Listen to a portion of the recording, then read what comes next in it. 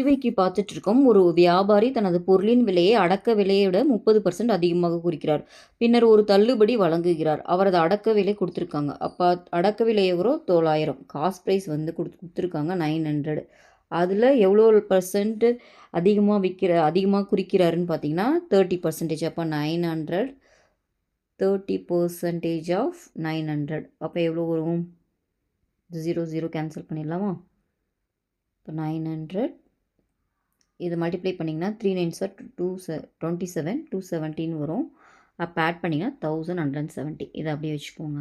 இன்னும் என்ன சொல்லியிருக்காங்கன்னு பார்த்தீங்கன்னா, இதுதான் அவர் மார்க் பண்ணி வச்சுருக்காரு ப்ரைஸு. இதுக்கப்புறம் இந்த மார்க் பண்ண ப்ரைஸில் ஒரு தள்ளுபடி வழங்குறாராம். அந்த தள்ளுபடியை வழங்குறாரு. அப்புறம் அவருக்கு எவ்வளோ லாபம் வேணும்னா 17% லாபம் வேணும்.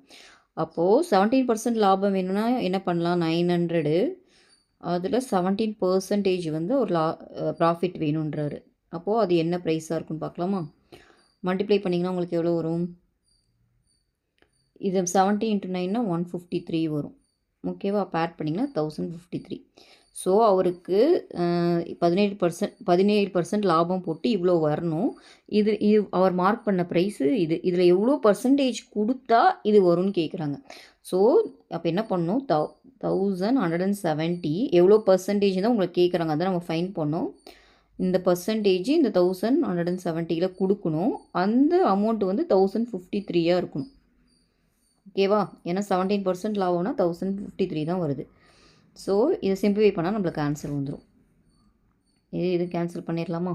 இது இந்த சைட் கொண்டு வந்துடலாம். 1070 மைனஸ் 1053. இது இந்த சைட் போச்சுன்னா எக்ஸ் இன்ட்டு 107/100. ஓகேவா? இதை சப்ட்ராக்ட் பண்ணிங்கன்னா 117 வருது. இது எக்ஸ் இன்ட்டு 117. ஒரு 0 கேன்சல் ஆச்சு. இங்கே 10 தான் இருக்குது. ஸோ 117/10. இந்த 117 இந்த 117மே கேன்சல் ஆயிடுச்சு. அப்போ எக்ஸ் வந்து பார்த்திங்கன்னா 10%. இதுதான் இந்த சம்மோட ஆன்சர். ஓகேவா?